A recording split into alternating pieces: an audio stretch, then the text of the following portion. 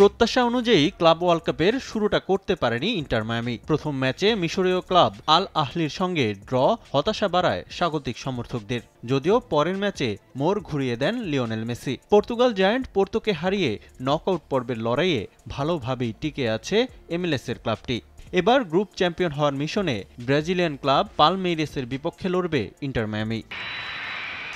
পালমেইরেসের বিপক্ষে হার এড়ালেই সরাসরি round of 16-এর ticket নিশ্চিত করবে হাবিয়ার মাসচেরানোর দল। আর জয় পেলেই গ্রুপ চ্যাম্পিয়ন হয়ে নকআউট পর্বে পা রাখবে ইন্টার মায়ামি। তবে গুরুত্বপূর্ণ এই ম্যাচে ড্র নয়, জয়ের লক্ষ্য নিয়েই মাঠে নামতে চান মায়ামি কোচ।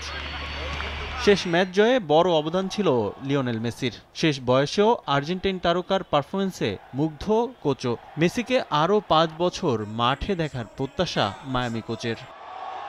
এদিকে গুরুত্বপূর্ণ ম্যাচে যুক্তরাষ্ট্রের ক্লাব সিয়াটলের বিপক্ষে লড়বে পিএসজি। অ্যাটলেটিকো মাদ্রিদকে বড় ব্যবধানে হারিয়ে টুর্নামেন্ট শুরু করলেও ব্রাজিলিয়ান ক্লাব বোটাফোগোর বিপক্ষে হার হজম করে প্যারিসিয়ানরা। এই ম্যাচে পয়েন্ট হারালেই বিপদে পড়তে পারে পিএসজি। তাই প্রতিপক্ষ তুলনামূলক দুর্বল হলেও মাঠে সর্বোচ্চ দেওয়ার লক্ষ্য লুই এনরিকের দলের।